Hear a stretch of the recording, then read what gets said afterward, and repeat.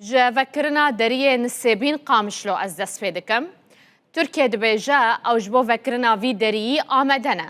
سروک جورا بازرگانی آمیردینه حاتب چلیک جرودا ورا راگهاندیه.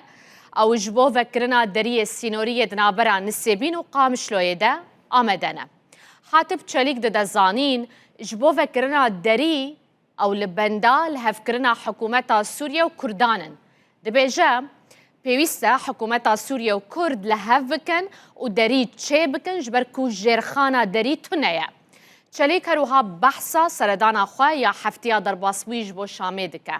Dibêje ew li Şamê bûye li ser vekirina deriyên sînorî gotûbêj li gel aliyê peywendîdariyê Sûriyê kiriye.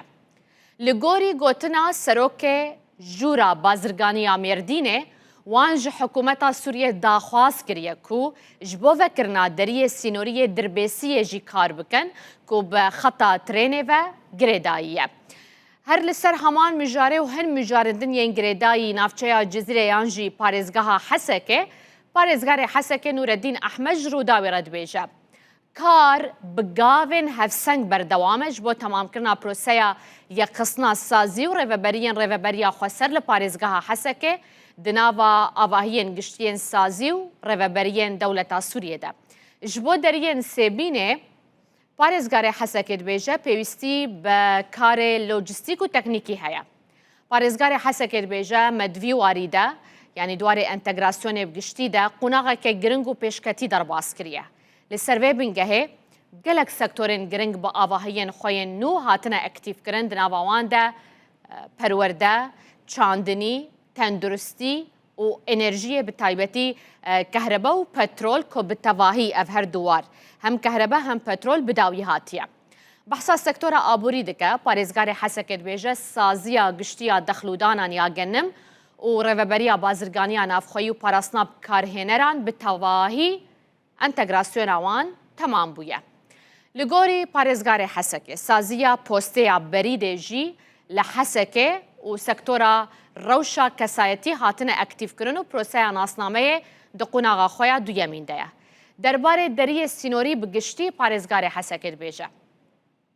Deriyê sînoriyê Tilkoçer hatiye ektîvkirin. Deriyê sînoriyê Sêmalka jî hatiye yekxistin û ektîvkirin û planên pêşxistina wî hene. Ev yek bi tevahî temam bûye ji bo van her du deriyan. Ji bo deriyê sînoriyê Nisêbînê di navbera Bakur û Rojavayê Kurdistanê de, wan seredaneke meydanî ji bo nirxandina rewşa derî û pêtiviyên wê kirine, tê payîn ku deriyê sînoriyê nû bê bikaranîn lê ji bo temamkirina amedekariyan dem û wext pêwîst e. Di encamê de mijar bi amedekariyên teknîkî û lojîstîk ve girêdayî ye. Parêzgarê Hesekê ameje bo yekê jî dide ku niha deriyê Sêmalka ji hemû deriyê din zêdetir ektîv e, yanî ji Tilkoçer ektîvtir e û heta ji Nisêbînê ku hîn cardin kartê de dest pê nekiriye. Derbarê mijareke din ew jî vekirina bankan ku pirseke serekiye û girêdayî jiyana rojane ya fermanberan û ya karmenda ye.